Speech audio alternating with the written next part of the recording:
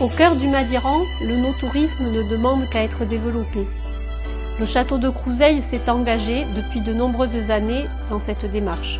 Et c'est dans ce cadre que depuis plusieurs mois, les étudiants des Beaux-Arts de Pau et Tarbes se sont emparés d'un lieu d'exception, le chai d'Oléris. Leur travail d'interprétation a permis d'attirer de nombreux touristes et de remettre en lumière cette bâtisse du début du XXe siècle. Le chai est idéalement situé aux portes du Madiran. Une simple visite suffit à entrevoir le potentiel de ce lieu. Derrière la boutique de vente et l'espace de stockage s'ouvre une première salle au magnifique volume.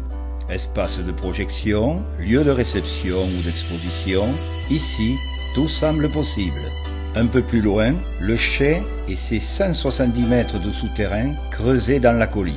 Ici, on entreposait les bouteilles de Pacherinck et de Madiran, et surtout le fameux Royal Béart, vin blanc pétillant produit dans les années 1920 selon la méthode champenoise.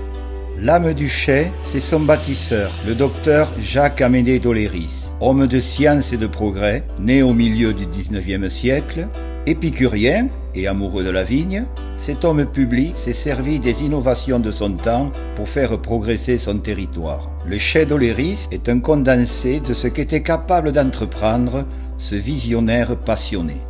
Notre ambition est de redonner toute sa superbe à ce lieu unique, de lui redonner vie à travers des actions culturelles, économiques, sociales, scientifiques et œnotouristiques.